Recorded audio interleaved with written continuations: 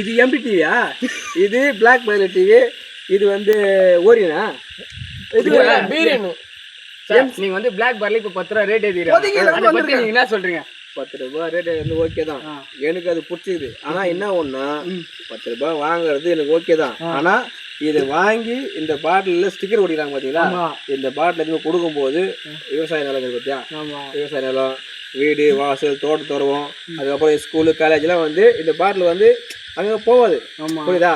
இது சேஃப்டியா எப்படி பாக்ஸ்ல வருதோ அடக்கமாயிடும்.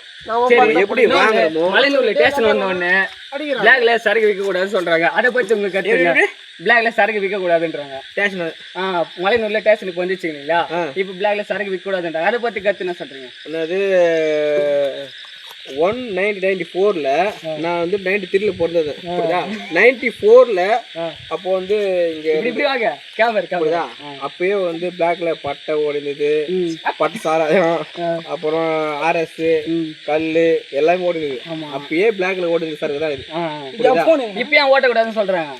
இப்போ ஓட்டக்கூடாதுன்னா அங்க லஞ்சம் வாங்குறவங்க வந்துக்கிறாங்கல்ல, அவங்க லஞ்சம் வாங்குறாங்க. கேமராமேன் நான் சொல்றேமா, பொதுமக்களுக்கு வந்து இடையூறு இல்லாம பண்றாங்க.